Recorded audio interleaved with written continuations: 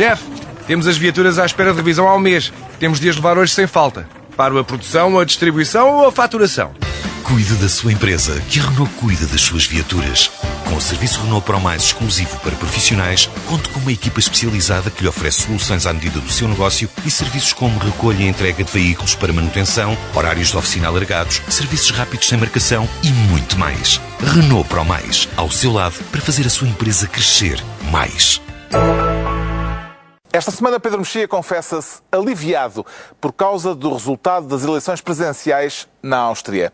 João Miguel Tavares sente-se nacionalizado, com a carga pronta e metida nos contentores, e Ricardo Araújo Pereira declara-se varado. Está reunido o Governo Sombra.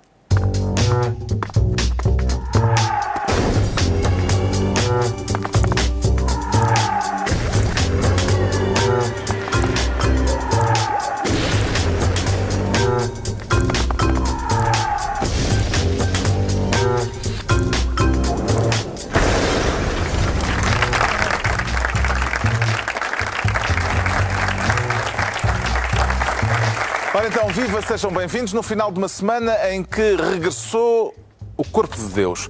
Abolido nos últimos 3 anos, significou assim uma semana de trabalho mais curta, portanto, e com o Governo, o outro, não este, o Governo legítimo, a sugerir que talvez fosse boa ideia mudar de datas de alguns feriados, de modo a evitar certas pontes. É um assunto que talvez venhamos a discutir aqui.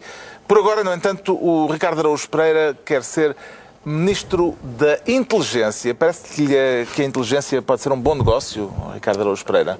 Não é dessa. Como é que está a inteligência? Pelos vistos está a 10 mil euros o quilo. Mas é de facto... tem Quer falar do nosso 007 apanhado em Roma? O nosso 007. Eu sempre que se fala em espiões portugueses e tal, como é óbvio, ocorre-me sempre o 007.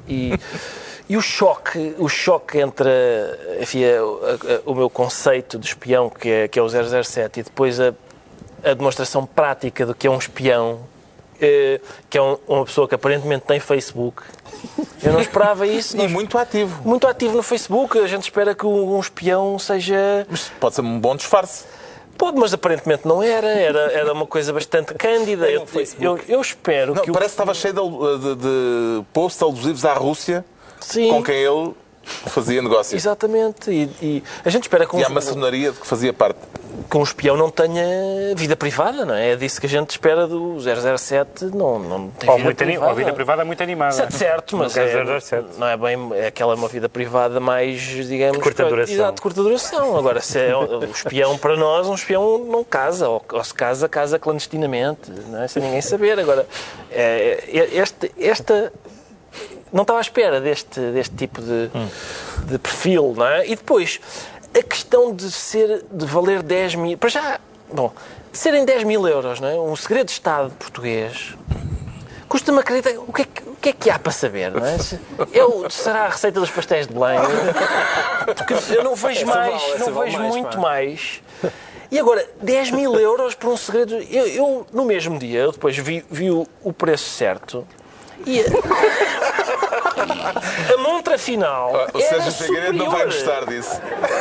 A montra final do preço certo nesse dia era superior a 10 mil euros. E eu fiquei humilhado como cidadão nacional. Não há nenhum concurso homólogo da TVI que possa servir? Não. Acho que não, infelizmente não há. Desculpem, mas é inimitado. Não há. E sobretudo, a expressão montra final ser superior a um segredo de Estado português. Até porque eu não... O que eu espero é o quê? Que ele lhe tenha vendido de facto um segredo. Ou seja, não foi a revelação do segredo, ele só vende segredos. Que é, olha, sabes quem é que meteu ao bolso no negócio dos submarinos? Não, quem foi? Também não sei. Ninguém sabe. 10 mil euros. É só isto. São só segredos. Coisas que... Isso a gente tem muito. As revelações, eu espero que ele não tenha vendido, não é? Segredos de Estado por 10 mil euros parece-lhe caros ou a bom preço, Pedro Mexia?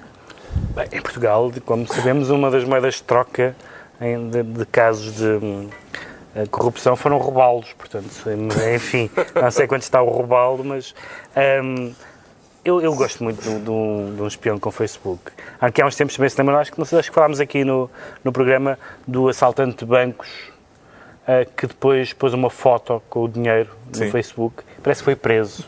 Estranhamente. Foi estranhamente. E a ideia de um espião... A ideia de um adulto ter Facebook, para mim, é estranha. Mas a ideia de um espião ter Facebook é tão bizarra. E depois todas essas ligações que ele tem, algumas das quais fazia alarde, a Rússia, por exemplo, que, enfim, como se sabe, tem muito interesse por saber coisas dos outros. E a Geórgia também, parece. E há uma coisa... quer dizer, isto é menos grave. Eu não creio que sejam segredos portugueses. Aquilo provavelmente O que se disse, ou que se especulou, foi a possibilidade da NATO, não é? Sim. De serem segredos da NATO. Segredos portugueses. Que segredos é que nós... Temos o segredo de Fátima, mas tirando isso... É pastel de nata, pá. Não temos grandes segredos para dar. Agora, já houve casos piores. Eu acho que o caso que aconteceu com o 006, ou lá o que é que ele é, com o Silva Carvalho, foi um caso, para mim, este tipo de... Há aqui uma este tipo de pessoas que traem o seu país, ou que traem o seu lado, vem dos livros. Vem dos livros e não... Agora, nesse caso, foi um exemplo mais estranho de alguém que aparentemente teria usado o seu acesso a informações confidenciais enquanto agente secreto, custa um bocado dizer agente secreto, mas enfim, enquanto membro dos serviços de intelligence, de segurança ou de informações, ou como quiserem chamar, para depois transportar para a vida privada, para a vida empresarial, fazendo circular boatos sobre figuras públicas, sobre políticos, sobre empresários. Isso é infinitamente mais grave do que esta história que vem nos livros. Todos nós lemos o John le Carré, e há casos destes. Há uma particularidade onomástica, é que o outro era Silva Carvalho, este é Carvalhão. Carvalhão. Era superior hierárquico, provavelmente. Poderá haver aí isso. alguma coisa a explorar nessa matéria. Quem conhece Carvalhão Gil diz que ele era um homem certinho antes de se divorciar. Quero aproveitar para fazer o elogio do casamento, João Miguel Tavares. Quer, Carlos? Obrigado por perguntar. As virtudes do casamento Sim, eu acho estão aqui demonstradas. Sim, acho que o casamento é uma instituição muito bonita e que eu recomendo a toda a gente. Novos e velhos, magros e gordos, escanhoados ou barbudos, especialmente barbudos. Eu recomendo muito. Agora, em relação a este tema particularmente, eu quero realmente, mais uma vez, demonstrar o quão desconsolado fiquei quando... É porque na espionagem portuguesa não há nada que não seja patético. Não há nada. Não sabemos, se calhar, tudo o que é secreto não é patético, mas nós não temos acesso. Isto é aquele choque que nós temos quando de repente ficamos entusiasmados, porque as primeiras notícias eram magníficas. Eram um agente duplo que estava a vender segredos a outros, metia países do leste. Eu de repente achei que ia haver tipo ou agentes do ex-leste, como já alguém disse. Ou do ex-leste. Eu imaginei logo, vai haver agentes secretas russas super boas e cenas de cama. E há vezes cenas de cama. E vai-se ver, de repente, não. Não. Era um senhor que tinha Facebook, estava infelicíssimo porque se tinha divorciado, parece que tem problemas cardíacos. Ora, o 007 só tinha problemas cardíacos quando era eletrocutado para lhe tentarem extorquir informação, mas não. E depois, eu não sei se vocês leram uma descrição muito boa, mas que eu trago para aqui porque merece a pena, que vinha no Observador sobre o senhor, que ainda por cima era licenciado em Filosofia, um espião licenciado em Filosofia, mas que dizia, eu só cito brevemente o Observador, dizia: um divórcio complicado terá desencadeado um processo de desestruturação da sua vida pessoal. Habituado a vê-lo como intelectual e certinho, um colega que passou algum tempo no estrangeiro surpreendeu-se quando o viu de rabo de cavalo e a fazer vida noturna. Maluco! Ele deve ter sido apanhado por causa do rabo de cavalo. Rabo de cavalo. E pronto. A sua vida entrou em descalabro. E deve ter Se a sido por ideia isso era que foi passar apanhado. discretamente nas relações com os serviços. Ou isso, não o era... contacto dele na Rússia era uma Irina lá do sítio e ele ficou... teve a crise de meia-idade. Foi o rabo de cavalo que o traiu. É o melhor que nós conseguimos. Então entregamos ao Ricardo Araújo Pereira a pasta de Ministro da Inteligência, ou da Intelligence, ou lá o que é. Agora o Pedro Mexia quer ser Ministro do Crime e é coisa para um bom policial, ao menos, ou nem por isso, Pedro Mexia? Isto depende do capítulo. Eu ia dizer eu escolhi este tema quando a notícia apareceu, mas depois a notícia tornou-se melhor. Bom, a notícia Já se descobriu o móvel e o culpado? Pois não sei, o culpado, eu acho que são todos culpados, embora o final é muito bonito. Porque quer falar do processo o que aconteceu? Há uma coisa que anunciado. habitualmente diz que numa discussão perde a discussão a primeira pessoa que invocar o Hitler. Porque geralmente comparar alguém ou alguma coisa com o Hitler é estúpido, porque geralmente compara-se coisas que são sempre um bocadinho inferiores em importância ao Holocausto. Vá. E, portanto, o chamado argumento ad Hitlerum, que implica chamar alguém, é mesmo assim que se chama, que comparar alguém ou alguma política com o nazismo é uma idiotice. A JSD... evitando astutamente. Exatamente. Inventou agora a comparação com Stalin. Ad Stalinorum. Ad Stalinorum. E com um trocadilho de malucos do riso. Que é: isto está lindo, está.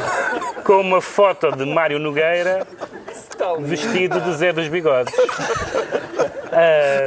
E de broada amarelo. Bom, Mas é uma ótima foto. como se sabe, José Stalin notabilizou-se pela brutalidade com que reprimiu os contratos de associação. Foi. É de facto aquilo. É igualzinho. É aquilo que a história recorda É evidente, toda a gente que vota do PS para a direita não pode com o Mário Nogueira. E eu compreendo isso. Mas, evidentemente que... Até alguma que vota no PS também. Até alguma que vota, cada vez mais, imagino eu. Mas não pode com o Mário Nogueira. Mas comparações com o Stalin são absurdas. Mas isto que seria simplesmente um cartaz disparatado, uma tontice, que depois eles tentaram justificar, etc., tornou-se a notícia secundária. A notícia principal foi Mário Nogueira anunciar a intenção, e o FENPRO foi anunciar a intenção de processar a JSD, dizendo Mário Nogueira que não queria ser comparado com um sujeito que foi um criminoso. Bom, que Stalin foi um criminoso, digamos assim, não vale a pena abrir meia hora de debate. Acho que a partir dos vários milhões de vítimas é assim que se chama as pessoas. Que alguém do Partido Comunista diga que Stalin foi criminoso não é inédito. Já houve até... O Khrushchev? Exatamente.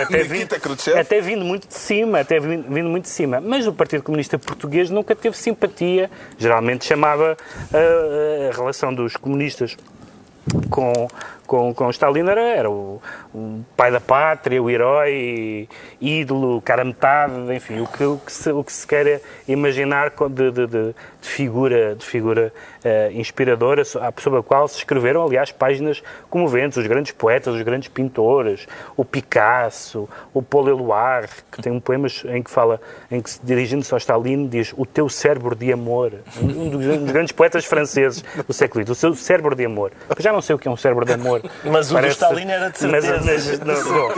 E, portanto, é muito engraçado que neste momento talvez por ter caído o muro, segundo anunciou António Costa, talvez por ter caído o muro, um destacado comunista tenha dito que Stalin é um criminoso. Eu não sei, eu vou ler a próxima edição do Avante, de certeza, na minha banca do costume, está reservado já. Pode ser que ele seja obrigado a fazer autocrítica. Porque eu quero saber como é que o Partido Comunista reage a isso. Historicamente, as pessoas que disseram coisas destas não tiveram um futuro muito longo no partido. E, portanto, uma coisa que era uma tontice da JSD, uma comparação absurda, tornou-se um momento político muito interessante, porque é alguém a renegar...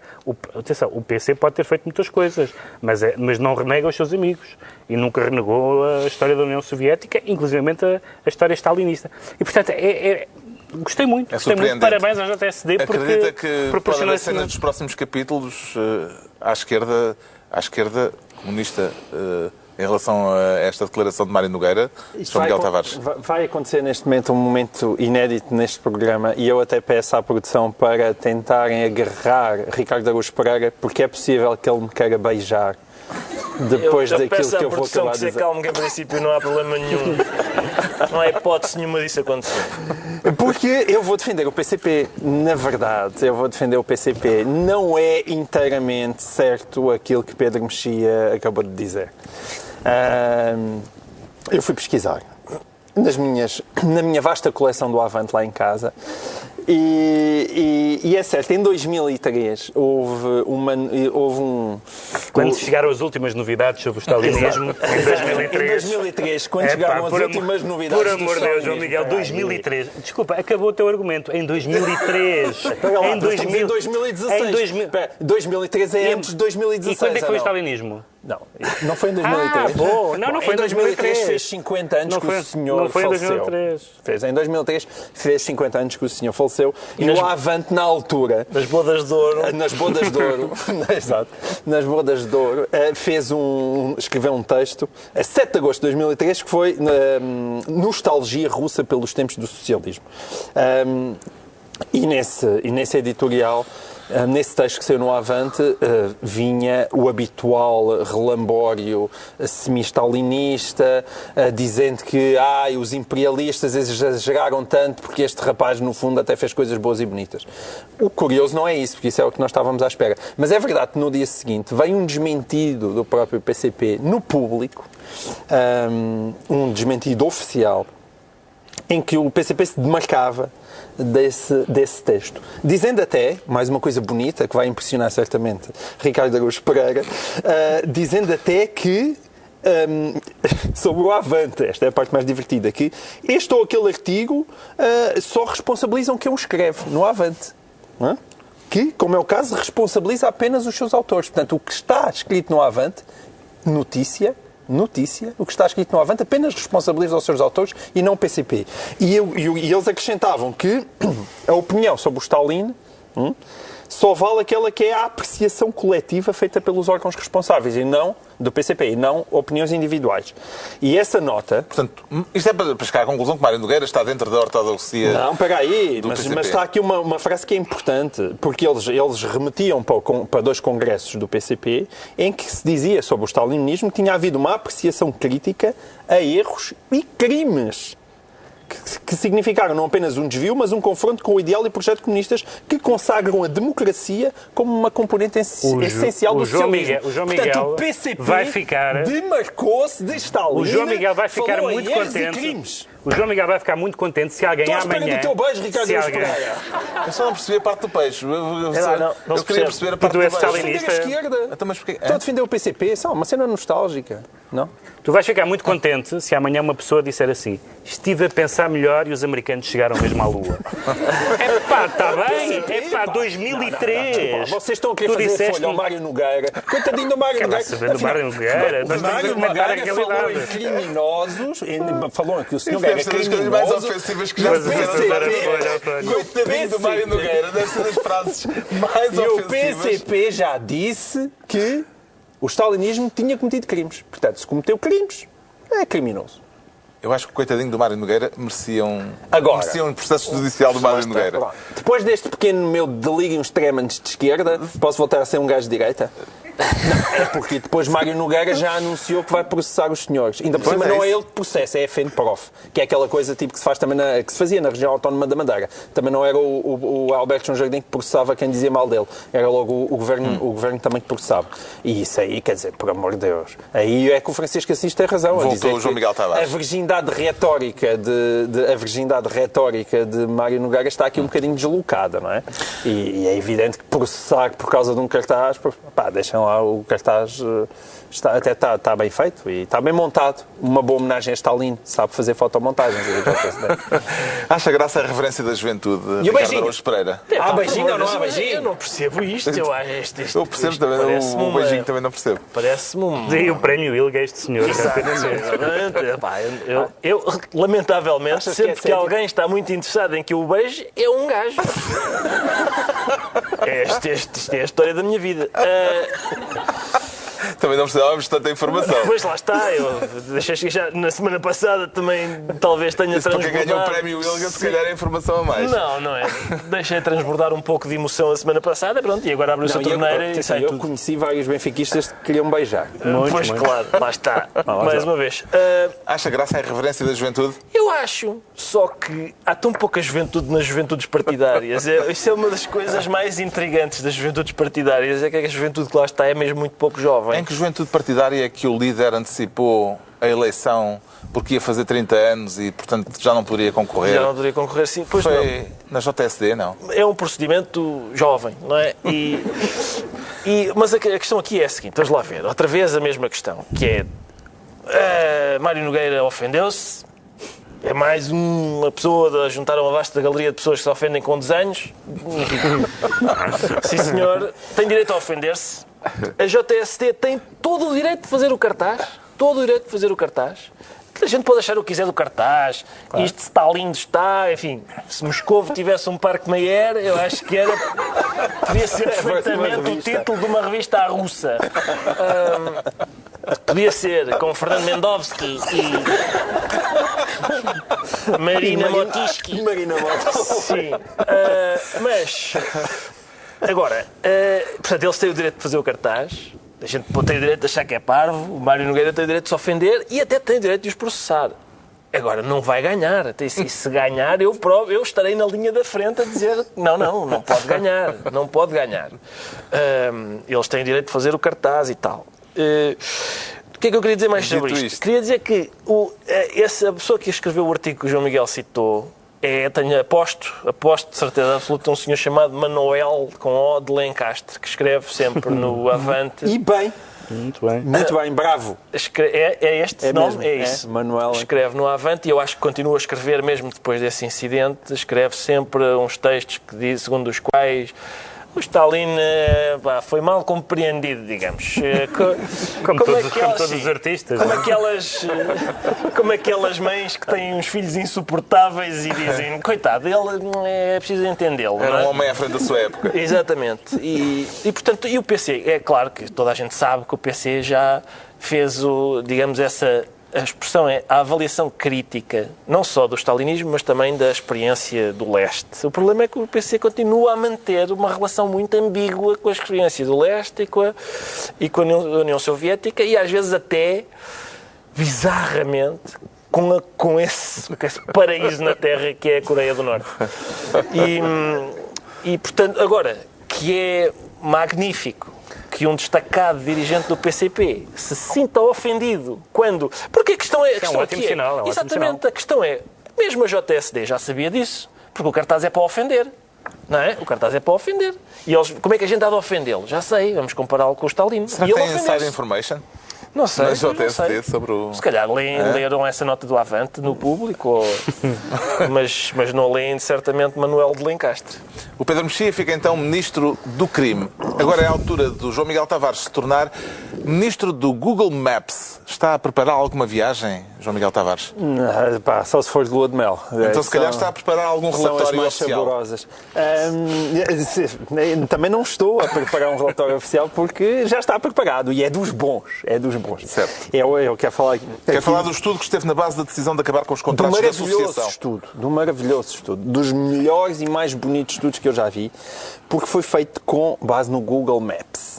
É a primeira vez que eu assisto a um estudo feito com base no Google Maps. E o estudo é tão bom, que até aquelas pessoas que achavam que Tiago Brandão Rodrigues estava excelente a fechar escolas com contratos de associação, veem aquele estudo e dizem: "Eia, pá, o que tu foste fazer, ó Tiago, pá, para isto, estás-nos aqui a O Ministério da estragar todos os Educação argumentos." recorreu ao Google Maps para calcular quanto tempo demoraria um aluno a fazer o percurso a pé e de carro entre cada um dos 79 colégios com contrato de associação e as escolas públicas que se localizam num raio de 10 km. E quando tu dizes isso assim, eu fui ministro do Google Maps, é que parece que a gente está a gozar. Está-se a gozar. O governo não fez aquilo com base no Google Maps. Fez mesmo com base no Google Maps. Aquilo tem, logo na página 3... Mas qual é o problema de fazer com base no Google Maps? Porque não há mais nada sem ser as contas do Google Maps. Esse relatório é feito com base no Google Maps e, bom, a outra parte não é no Google Maps porque eles foram contar os números de alunos que existem em turmas e saber se nos colégios à volta podem ou não suportar mais turmas. Mas não há mais nada. Nada. As escolas foram decididas a encerrar com base naquele programa que nós usamos para chegar a sítios que não conhecemos e com base em pessoas que andaram a contar pelos dedos os números de alunos que havia em qualquer escola. Foram olhar-se para Onde é que as escolas estavam no ranking? Que valências é que essas escolas teriam diferentes umas das outras? Qual é que eram as opiniões dos pais? Como é que era a qualidade do ensino? Zero. Ou como diria Jorge Jus, grande amigo de Ricardo Araújo Pereira, bola. Bola. Nada. É só para te lixar. Perpetua esse mito posto a correr pela direção do Benfica. Oh, bola. Nada. Isso, desculpem lá, não consigo compreender. Eu sou sensível, e já disse aqui, aliás, até fui gozado por Pedro Mexia, que disse que eu escrevi um texto intitulado NI, porque eu acho que as expectativas deste governo, quando diz era um preciso... Era um elogio. Quando diz é preciso cortar, ou seja, estamos em crise, não é? Portanto, precisamos de poupar e há aqui escolas redundantes, vamos fechá-las. Eu não tenho nada contra esse raciocínio, compreendo-o, defendi-o ao longo dos últimos 4 anos e continuarei a defendê-lo. Agora, quando é na altura de fechar, vejam-se quais é que são as melhores e as piores escolas. Com base no Google Maps, é isso o critério de fecho de escolas. É o Google Maps. Aquilo nota-se quando se olha para aquele relatório que não tem mais nada além disso. Escolas públicas, mas a qualidade delas não interessa para nada. O resto, o que é que cada uma tem? Ou quais são as valências? Nada disso interessa. Desculpa lá, faz-me mas as valências tu vês no Google Maps. Vês lá se tem piscina, se não tem. Se não tem piscina. Eu farto-me ver as casas dos meus vizinhos. Não, é que aquilo... A sério? Sim. Mas eles depois pixelizam as partes boas, não é? O Ricardo também coloca objeções à Deixa-me só metodologia dizer só mais uma coisa, que é pena essa redundância feita com base no Google Maps. O que eu pergunto é, só vale para escolas privadas? É porque quando se vai ao Google Maps não há redundância em escolas públicas? É porque também há muitas escolas públicas ao lado umas das outras. Porquê é que essas nunca são redundantes? Ou as únicas redundantes, logo por azar, são os contratos de associação com privadas. Está em cima Como da não é mesa, essa questão? Porquê? A redundância não pode haver redundância em 2 escolas públicas? Se há 2 escolas públicas com poucos alunos, porquê é que não se fecha uma e se juntam os alunos todos noutra? Essa redundância não existe. Já se fecharam muitas, não é? Mas agora isso não está em cima da mesa. Já houve muitas a serem fechadas. Sim, mas tendo em conta a demografia, não é? À medida que os anos avançam, cada vez, infelizmente, há menos estudantes. E é apenas esse tipo de redundância não se está a falar. É porque essa redundância não se fala, porque aí sim, quem diz que isto é, sobretudo, um grande favor a Mário Nogueira, lá está, o nosso ex-stalinista favorito, tem toda a razão. Também coloca questões e objeções à metodologia seguida pelo Ministério da Educação, Ricardo Araújo Pereira. Ora bem, há vários critérios para se fazer cessar um contrato de associação, não é? Um deles é a proximidade de uma escola pública. Para avaliar da proximidade, eu acho bem recorrer a um mapa. Parece-me sensato, não é? Recorrer a um mapa. Isto é perto ou longe? Saca aí do mapa. A princípio está bem. Eu fiz uma experiência. Mas não há mais nada. Está bem, isso podemos discutir, mas se há vários critérios. A questão se as escolas públicas da zona são boas ou más, mas isso aí é. Então vamos investir nas escolas públicas da zona. Claro, vamos fazer. Então, isso foi o que fez o José Sócrates com o projeto. Atenção, investir em escolas é boa ideia. É boa ideia. Investir em escolas é boa ideia. Agora, eu fiz a experiência, porque há uma escola ou 2 em Lisboa, eu fui ver uma escola em Lisboa, um colégio religioso que tem contrato de associação, e eu pus no Google, abri o Google Maps, e a escola pública mais próxima é do outro lado da estrada. Tu atravessas a estrada e está lá a escola secundária. É possível que não tenha capacidade para todas as turmas. As necessidades, sim, talvez seja isso. Agora, é do outro lado. Vê-se tu estás na escola secundária e vês o colégio beneditino. Mas aí o meu único argumento, eu estou de acordo contigo, mas veja-se qual das duas é a melhor. Mas então o problema não é o Google Maps. Pois. O problema então é o Google Maps. O problema não é o Google Maps, o problema é só o Google Maps. Só o Google Maps. Esse é o meu problema. Tu crias outras apps, outras... Exatamente. Não, cria outras apps. O João Miguel Tavares cria outra Constituição. Cria outra Constituição. Pois, porque a Constituição diz que deve haver uma rede de escolas públicas. Sim, mas a Constituição também diz... E que só em caso de não haver escola pública, na zona, é que deve, com caráter supletivo, ser feito, celebrado. Mas também diz no artigo número 34 que o ensino é livre em Portugal. O então, ensino não deixa de ser livre.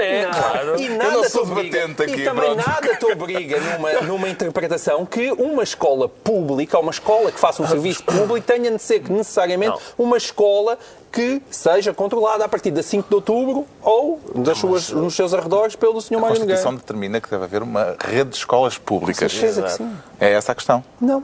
Sim, com certeza que deve E haver a uma questão rede de escola ser pública. ensino livre não tem nada a ver porque ninguém está a Mas proibir os colégios de existirem. As minhas filhas vão livremente que uma para a escola sua- privada não faça esse serviço público. Nada te obriga. Se houver- Nada te impede. Desculpa, Se nada houver- te impede. Se que uma houver escola... à volta uma escola pública, exato. não faz sentido haver um contrato de associação que deve ser supletivo, Claro. apenas supletivo. Para que Mas as onde é duas que a está o supletivo? chucharem O na teta supletivo do não está na Estado. Constituição. O supletivo disseste tu agora. Para que a chuchar Chamem na o Jorge teta do Mira. Estado Não, num mas sítio com onde a teta já certeza. está a verter leite para o outro lado? Com certeza que não, mas eu concordo com isso. Eu concordo com isso. A única coisa que eu te estou a dizer é... Não fará sentido. Imagina que tu és um pai que estás numa daquelas escolas que só tens duas... Fechar a pior. Olha, se uma tem piscina olímpica, toda a gente fala na piscina olímpica, a única coisa que eu gostava de saber é, certo, aqueles senhores construíram uma piscina olímpica, mas construíram uma piscina olímpica com o dinheiro que o Estado lhe dá. Eu sei que há discussões sobre se o dinheiro que se dão àquelas escolas é mais ou menos do que aquilo que é da escola pública, mas para isso, havendo dúvidas sobre isso, vamos supor que o dinheiro é mais ou menos igual. Ou seja, que o custo de uma escola pública é mais ou menos igual ao custo de uma escola privada com contrato de associação. O que eu quero saber é, se aqueles senhores construíram uma piscina olímpica, então acho que todas as escolas públicas deviam ter conseguido construir piscinas olímpicas com o dinheiro que recebem. Para Eu não este tenho. domingo está marcada uma manifestação em Lisboa contra os cortes nestes contratos de associação. Parece-lhe que esta questão está neste momento a causar desgaste no governo ou, pelo contrário, a dar-lhe ganhos de popularidade, Pedro Mexia? Como é que vê o efeito que este caso está a ter? Há duas coisas diferentes. Deixa-me só dizer sobre o Google Maps que se há a experiência que as pessoas têm, sobretudo os professores, é de perceberem que os alunos escrevem coisas que estão na Wikipédia ou que estão noutros sítios. Portanto, não é exatamente um procedimento novo. Aliás, há uma história que eu gosto muito de uma escritora portuguesa que foi a uma escola e houve uma aluna que tinha feito um print da net e disse: fulana de tal nasceu em 1942 e morreu em 2013. E ela disse: mas eu estou aqui, como é que eu morri? Eu estou aqui. E ela disse: vem na internet. E, portanto, a internet tem poderes de desmentir a realidade empírica. Sim, mas isso não quer dizer que o Google Maps não seja de fiar. Claro que não. Foi- Claro que não. Há questões como os transportes Eu públicos acho, não estão lá para incluídos. responder à tua não? pergunta, depende muito como o governo se defende. E eu acho que António Costa tem sido sensato. A única maneira de defender sensatamente esta decisão, aliás, são duas. Uma é claramente dizer que é a história de que é supletivo, de que isto nasceu para suprir lacunas da rede pública. Quando não haja lacunas da rede pública, não faz sentido. E a segunda é, por uma questão de honorabilidade, cumprir os contratos até ao fim, mesmo que não os renovar. E, portanto, António Costa, as declarações que eu tenho ouvido são todas sensatas e não problemáticas. Evidentemente que não é verdade de todas as pessoas e de todas as pessoas da maioria parlamentar, que houve imensas pessoas que brandiram o argumento da Igreja e anti-escolas privadas. E esse tipo de argumentação é particularmente estúpido quando o argumento jurídico é bom. Jurídico ou político, a dizer, Exato. Isto nasceu para ser supletivo, se não é supletivo não é preciso.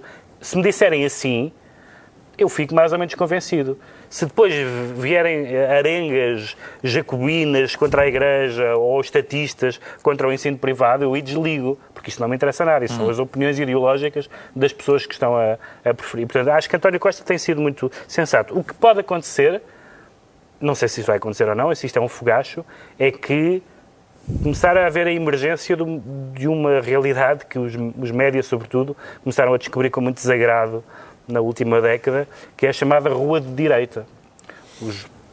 Os jornais adoram a rua, na rua é que está a verdade, mas a rua tem que vir do lado certo. De repente aparece o Tea Party, que horror. De repente em França apareceu um movimento de grandes manifestações contra o casamento entre pessoas do mesmo sexo, que horror. E a rua não tem dono, e eu não tenho simpatia a Political Party não tenho simpatia nenhuma e também por esses movimentos franceses também não tenho. Portanto, não tenho simpatia por esses movimentos, mas a rua de direita, quem tem estado atento, é uma coisa que está a crescer. Não sei se isto vai ter influência, vai ter consequência, apesar de tudo é um caso relativamente limitado do Mas tema. a rua aqui não é de direita. O aproveitamento é de direita. Não, o aproveitamento mas a rua não é de direita. Não é a rua é dos pais que vivem naquela zona, tinham expectativas João Miguel, para os filhos. Tu as ouves as pessoas a falar, vês os cartazes, vês o tipo de linguagem. As pessoas, é uma linguagem ideológica e não é por acaso que, por exemplo, se anuncia que deputados do CDS e do PSD vão à manifestação. E, portanto, não quer dizer que aquelas pessoas são todas de direita, não é isso que está em causa. Mas abrir uma guerra ideológica numa matéria que tem, me parece a mim, ter uma justificação mais ou menos séria na decisão original do Governo... Sim, mas o relatório não... Sim, isso não ajuda. O relatório não ajuda. O João Miguel Tavares fica assim, ministro do Google Maps. Estão entregues as pastas ministeriais por esta semana. Agora vamos analisar porque é que o Pedro Mexia se sente aliviado. Passou por alguma aflição esta semana, Pedro Mexia? Não foi, quer dizer, eu provavelmente não, mas houve pessoas que estiveram muito aflitas e felizmente depois o Correio acabou com a aflição. Foi o caso das eleições na Áustria. O candidato ecologista à presidência ganhou derrotou Negra. O candidato de extrema-direita por 3 mil votos. Sim. E só ganhou depois de serem contados os votos por correspondência, porque nos votos dos austríacos, nos votos das pessoas que vivem na Áustria, tinha ganho o candidato desse partido, enfim, nacionalista e xenófobo, etc. Bom, há duas coisas. Primeiro, nunca um candidato daquela área política tinha chegado tão longe, enfim, mais parecido tinha sido Jean-Marie Le Pen nas eleições francesas.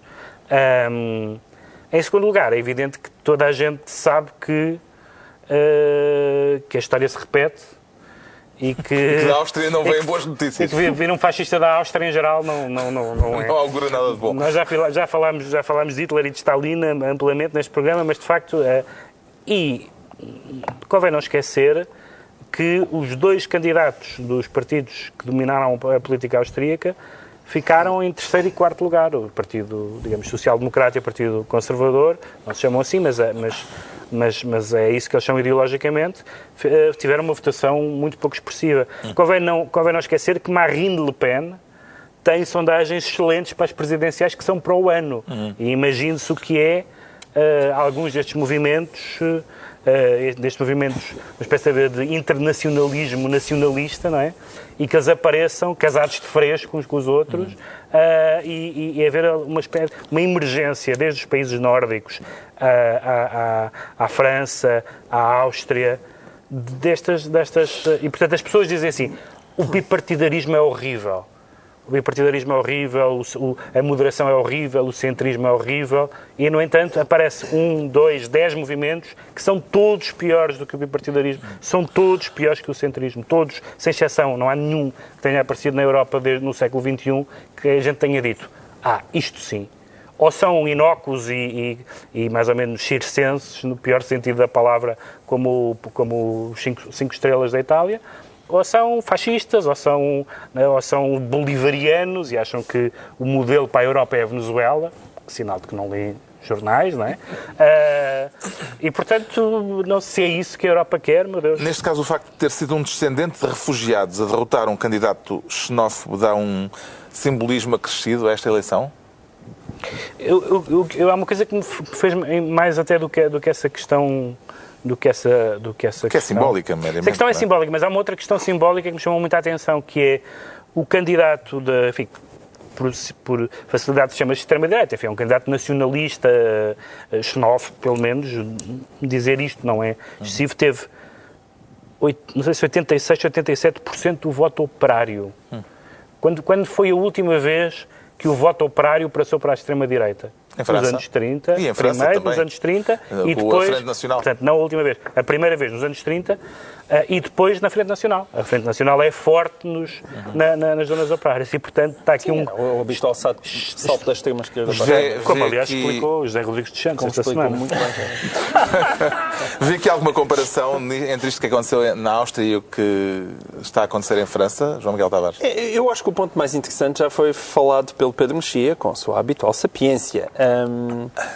Porque a questão, independentemente até das caras, eu acho que mais tarde ou mais cedo vai calhar e alguém de uma direita muito extrema há de chegar a um lugar de poder. Mas o que é mais interessante nisto aqui e mais preocupante é realmente aquilo que o Pedro estava a falar da implosão do centro. O centro já era. Na Áustria estamos a falar de dois partidos que sempre se alternaram no poder e que se coligaram. Estamos a falar de tiveram 20%. Juntos. E nós estamos, quer dizer, e de repente não é só a Áustria, não é? A Áustria, é a França, é a Espanha. E em certa medida é os próprios Estados Unidos da América, não é? Sim, quer dizer, quando nós Donald olhamos Trump. para Trump e também para Bernie Sanders, o que nós temos é um cansaço brutal em relação àquilo que o eleitorado vê como o establishment. Sendo que, e essa é a tragédia, não há propriamente nada de bom para substituir o establishment que existe neste momento. Agora, acho que vamos ter que nos habituar a isso. Há uma volatilidade económica que se traduziu numa enorme volatilidade política.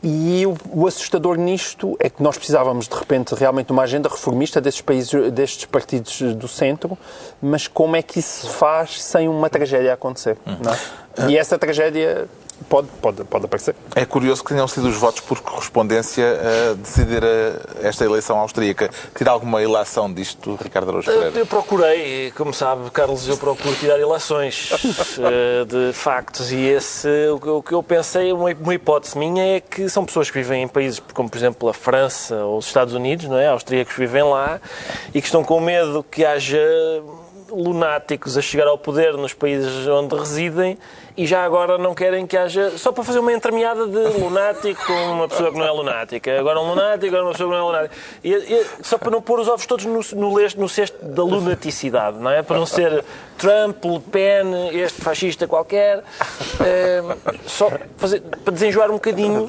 Agora temos um que não é fascista. Mas vai chegar lá, não é? Também tens essa sensação. Está preocupante, sim. Está esclarecido porque é que o Pedro Mexia se declara aliviado. Quanto ao João Miguel Tavares, sente-se nacionalizado e está a gostar de pertencer ao setor público, João Miguel Tavares? Não, eu nunca pertenci ao setor público. Embora aprecie muito o setor público, ao contrário do que muita gente pensa, aliás, sou filho de dois funcionários Sério? públicos. A gente pensa isso? Há gente que acha que eu não Onde é que preciso. eles vão buscar essa ideia? Eu sou filho de dois funcionários públicos, formei-me na escola pública, os meus filhos andam na escola pública, portanto E a que eu tenho propósito grande é que vem a respeito por sua nacionalização? Não, sabe, isto é assim, há gente que se casa às escondidas e há outros que pegam num megafone para dizer que querem muito casar, que é o que acontece com os estivadores. Que no meio desta confusão toda, de repente, vieram reclamar a sua nacionalização. Ou seja, vieram-nos dizendo a solução para isto é casarmos com o Estado.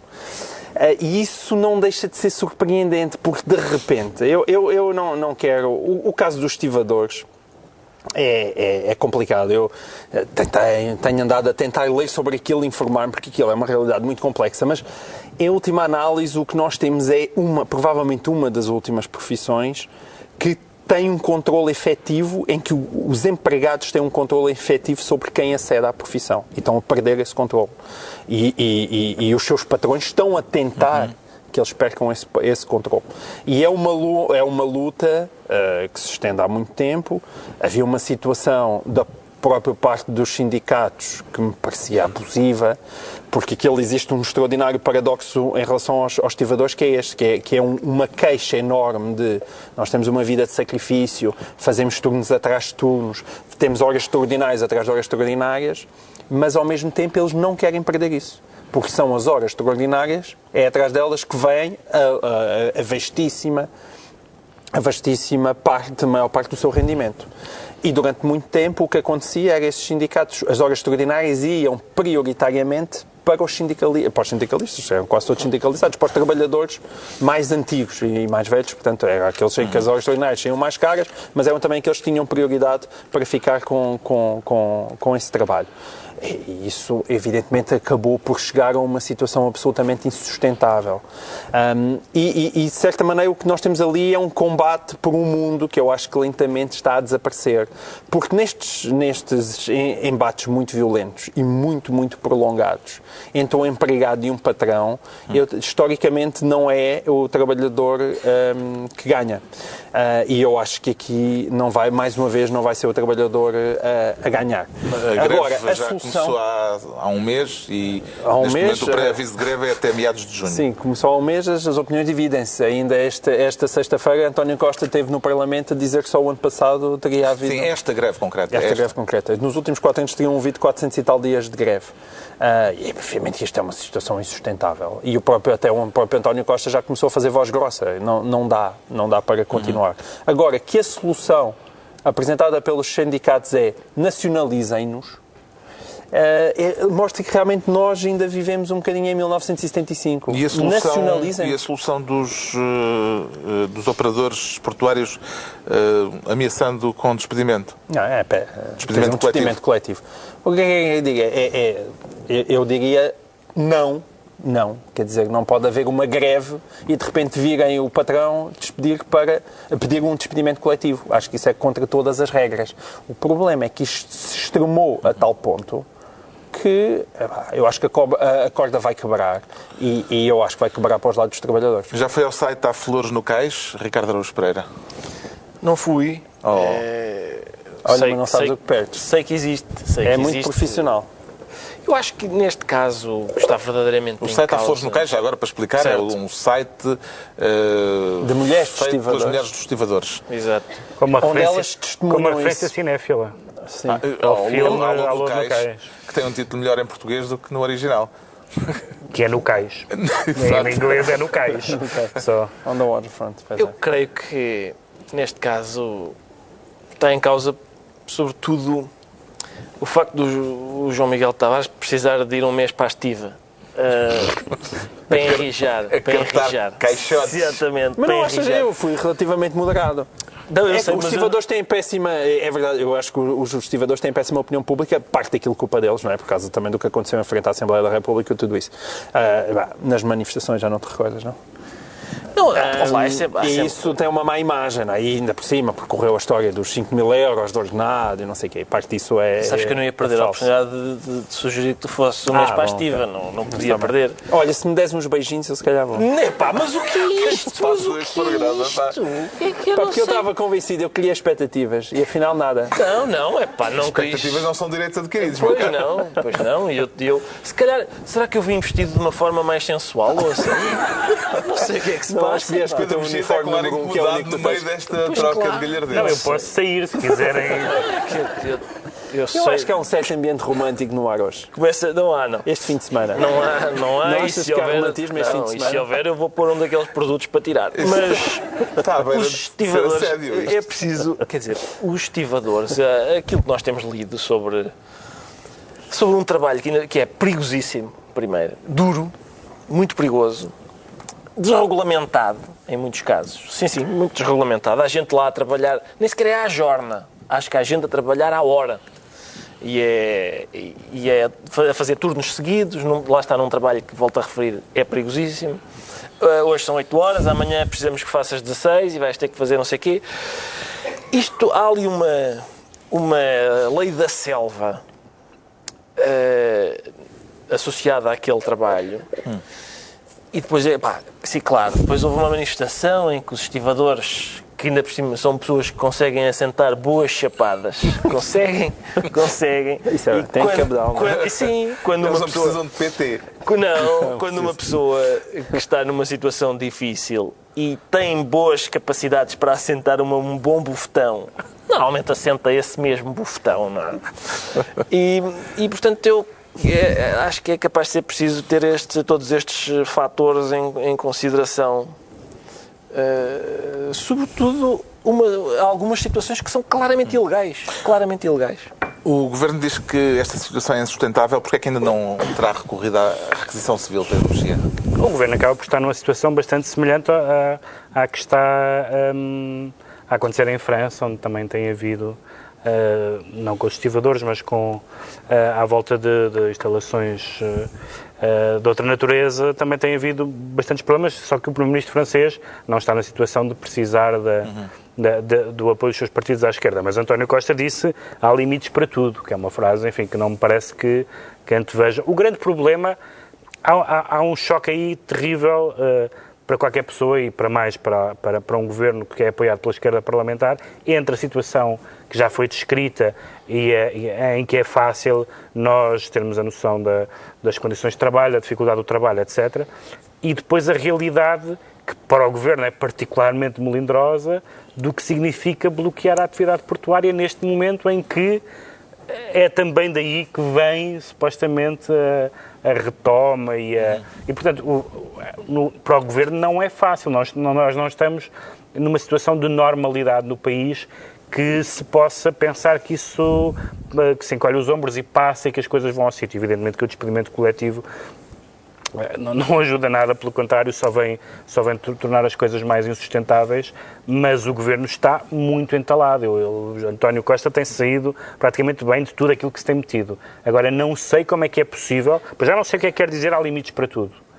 Se não é requisição civil, quer dizer o quê? E, de facto, por um lado, fazer prova de preocupação social e de estar com os trabalhadores e estar com os sindicatos. E, por outro lado, dizer: meus senhores, vamos trabalhar, que o país precisa de se levantar, coisa que o Governo diz com frequência, vai ser a quadratura do círculo. Vai ser que António Costa já lá esteve, por isso está habituado. Já sabemos porque é que o João Miguel Tavares se declara nacionalizado. Vamos agora tentar, e temos de o fazer rapidamente, tentar perceber porque é que o Ricardo Araújo Pereira se sente varado. O que é que lhe fez cair o queixo, Ricardo Araújo Pereira? Carlos, uma escuta da qual eu não estava à espera. É que eu não via isto, saiu uma escuta. Tu não falas de escutas que há blogs que levam a mal. Desculpa, então não. Então como é que os brasileiros chamam aquilo? Sim, as brasileiras. O grampo, é um grampo. É no Brasil. Para não perturbar. É um grampo que vazou. Vazou um grampo. É um grampo que vazou. Vazou um grampo que revela Sim. que há um secreto conúbio entre... E a mim, para secretos conúbios, não me convidem. Há um secreto conúbio entre os partidos da oposição no Brasil para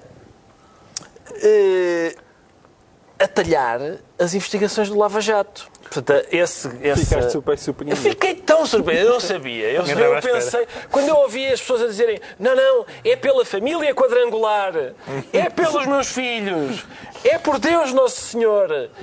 Não sabia que a tradução era: é para ver se paramos esta sangria. Porque Estancar a sangria. Estancar a sangria são as Disse palavras. o ministro, ex-ministro agora já, não é? Romero Jucá, que foi, entretanto, demitido, depois de se ter sabido que ele tinha dito isto em março. Portanto, antes, evidentemente, da votação de destituição de Dilma Rousseff. Claro. E era preciso estancar. E pronto. Isto não vai legitimar a tese de que o impeachment foi um golpe, ou pelo menos uma golpada, João Miguel Tavares? Não, pois, acho que há uma diferença entre golpe e golpada. Eu, o golpe de Estado, não gosto de ver aplicado a este caso, porque geralmente golpe de Estado envolve tanques e coisas assim, e o Brasil sabe o que é isso, que não é o caso. Golpada política não me custa admitir que foi. Tanto no Brasil como em Portugal também, já agora. Agora, a questão aqui, qual é que é o problema? O problema disto é que há um sistema político completamente bloqueado e, aparentemente, as leis não permitem que haja eleições, porque é isso que devia ter acontecido. Não é? Dilma deveria ter demitido e deveria haver eleições novas para eleger um novo presidente. Porque o grande problema é que, hoje em dia, as pessoas acham que no Brasil só existem dois tipos políticos, que é os que roubam e já foram apanhados e os que roubam e ainda não foram apanhados. Não há outro tipo. E isso precisa... Só as eleições é que podem resolver isso. De repente viram, olha, este não rouba e ainda não foi apanhado. Mas é preciso eleger novo. O Presidente interino teve este problema com o Ministro Jucá, demitiu, e entretanto teve de recuar também na intenção de acabar com o Ministério da Cultura, depois de uma administração bastante vistosa, com Caetano Veloso, por exemplo, com Penas de Índio. Pode considerar-se que isto é uma derrota política de Michel Temer?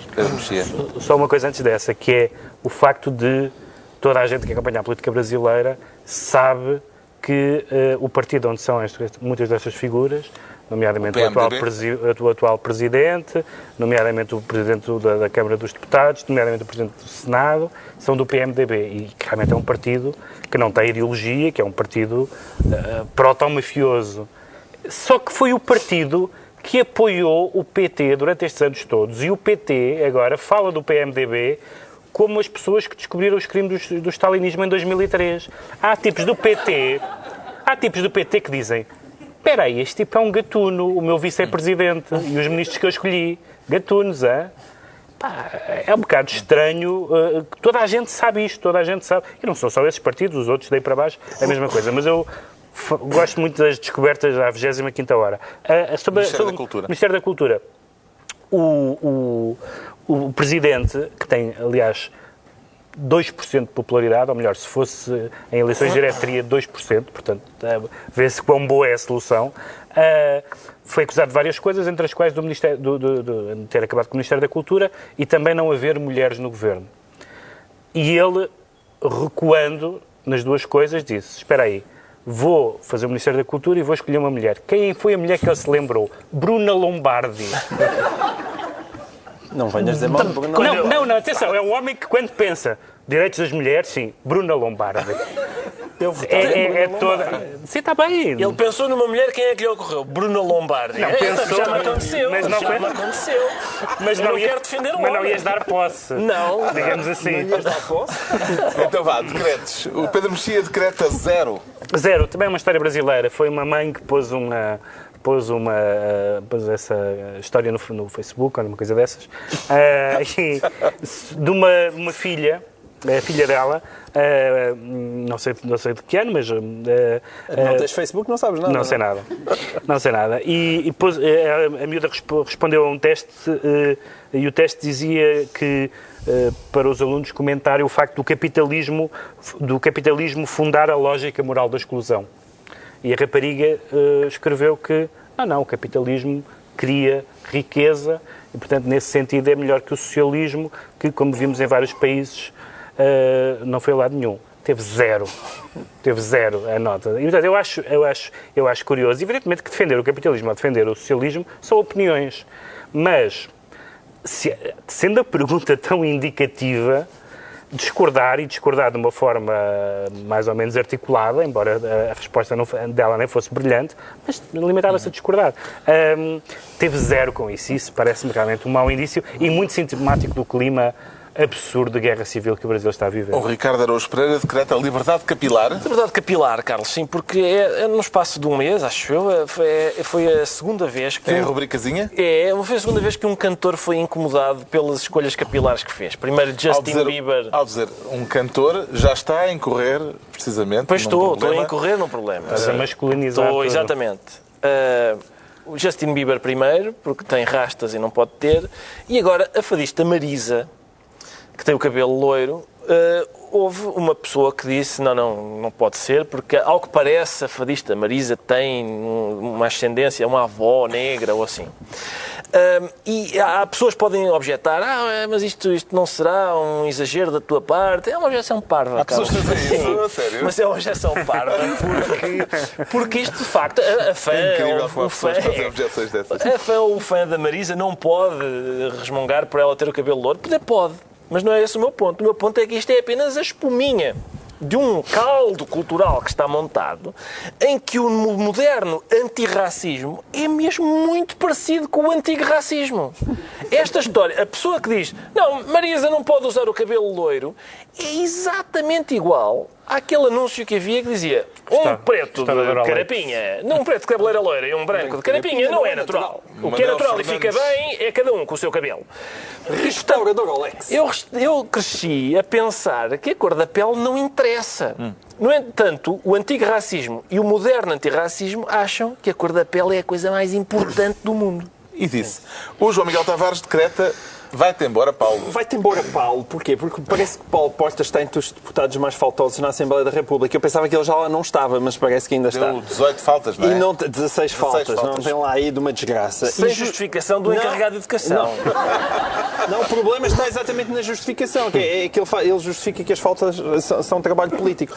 Ora, O Paulo Portas, isto é absurdo, justificar como trabalho político. O Paulo Portas parece como aquelas pessoas estranhas que fazem questão de esconder atos que são públicos. Do género, casei-me em segredo. Mas em segredo, quer dizer, há editais em que isso está lá colocado, não é? E com o Paulo é igual. Claro. Género, estou a fazer trabalho político. Não estás, Paulo. Tu estás a negociar com o Sérgio Figueiredo a vinda para a TV e toda a gente sabe mesmo aqui comentar. E deves andar, sei lá, arranjar outros empregos. Agora, as pessoas estão a ver. Vai-te lá embora de uma E há vez, quem anda a Paulo. ler editais. Está concluída mais uma reunião semanal, 2 a 8 dias, à mesma hora, novo Governo Sombra, Pedro Mexia, João Miguel Tavares e Ricardo Araújo Pereira.